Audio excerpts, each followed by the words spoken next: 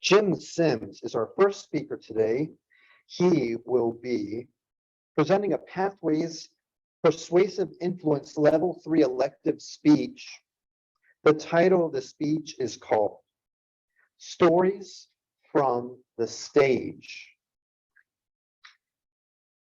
To introduce, I will say, Jim has been fortunate to have been a member of the U.S. Army Reserve, the 343rd General Hospital.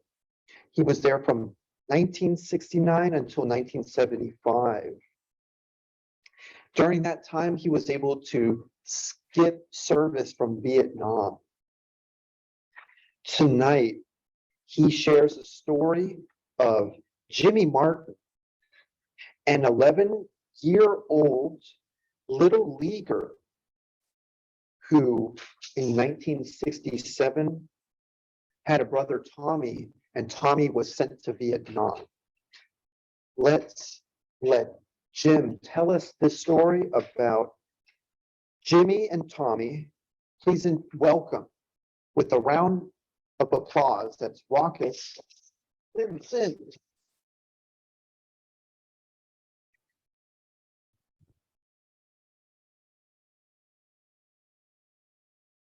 I want to go to Vietnam. I want to kill a Vietcong. Quite honestly, that was the summer of 1969. I was at Fort Leonard Wood, Missouri. I had no desire to kill a Vietcong. To this day, I've never met a Vietcong. I wouldn't know one if I fell over them. But yet that was the chant that we used to march to, whether it was 5 o'clock in the morning or the middle of the day or late at night. We would be chanting, I want to go to Vietnam. I was very fortunate to have served in the Army Reserve and to have a really low number for the Army Reserve, for the call, for the draft. And I also was lucky to get into the Army Reserve, the 343rd General Hospital.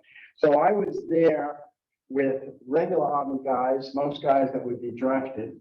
We had a mess hall. We had like 2 lines. The line on the right was for U.S. Army Reserve and the National Guard.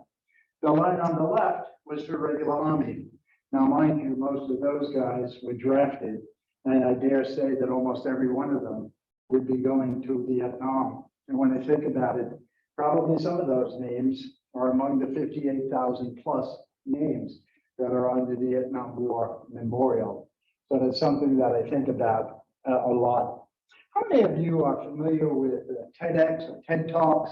Yeah. Oh yeah, fantastic thing, way to spend some time. The TEDx talk is typically to 100 people or less. And since 2009, there's been over 50,000 TEDx talks. And one of the benefits of being retired is you can actually spend time on the internet figuring out what you're going to speak about at the Toastmasters. You also can come across these type of stories and types of events. And I'll share with you a story that I read. It wasn't a TED Talk, it was actually stories from the stage. But the gentleman who was speaking was talking about what had happened to his brother. He was James Martin, and he talked that in 1967, he was an 11-year-old, and he was playing Little League Baseball. He and his brother were both from Boston. And in that summer, his brother Tommy had been sent to Vietnam. Fast forward, it's December of 1967. Baseball is over, but he's watching the news with his other brothers. And he said, all of a sudden, this really distinguished man is at his door, guy in uniform. And he said, son, is your mother home?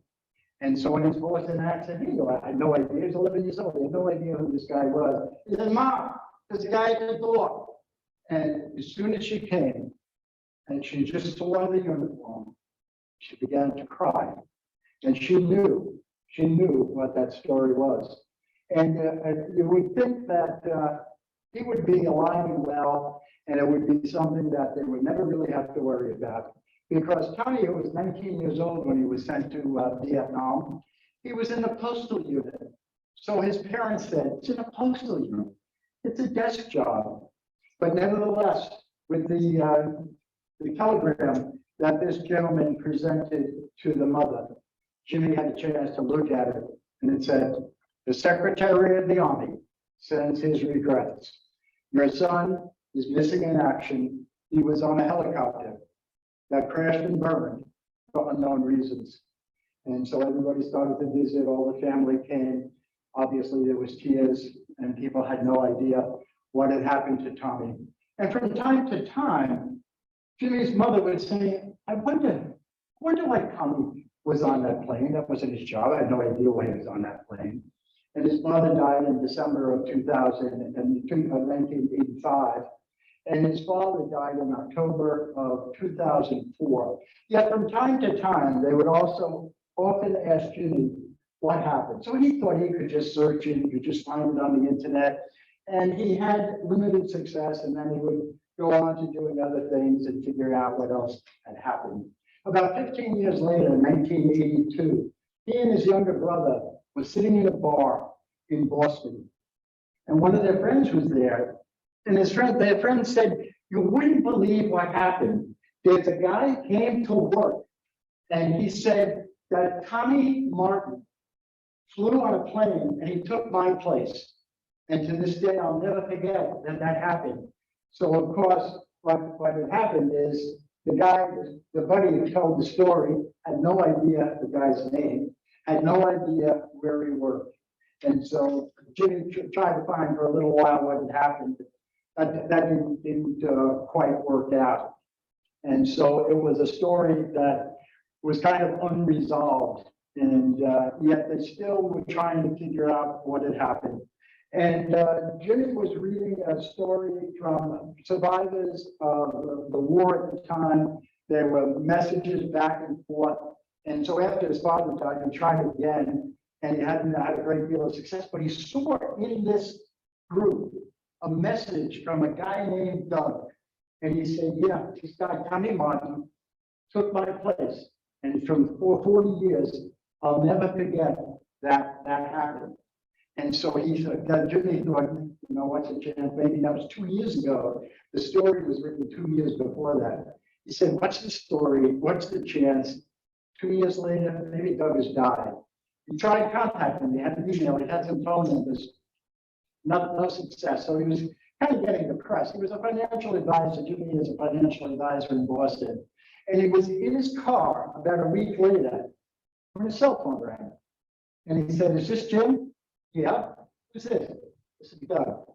And so what Doug did is he told the story of what had happened to his brother Tommy. They had met in July of 1967. They had become close friends. They both worked in the postal unit in Vietnam. And in December of 67, Doug was going on R&R in Hawaii. And his friend Tommy said, "Well, maybe I could take your place on the helicopter postal runs." And he said, "Well, I don't see why not. Let's check with the commanding officer." They checked with the commanding officer, and he says, "Yeah, sure, you could do that. You could fly in the helicopter in the place of Doug while he's on R&R." Doug came back 2 weeks later, and Tommy was dead. And so what was amazing, though, is hearing the story. What happened is Jimmy said to Doug, "You have brought full circle my knowledge of my brother. It's almost like I can bid him goodbye now. And I will never forget meeting you and having the opportunity to learn the rest of the story." And Doug said the same to him. And so they've never met.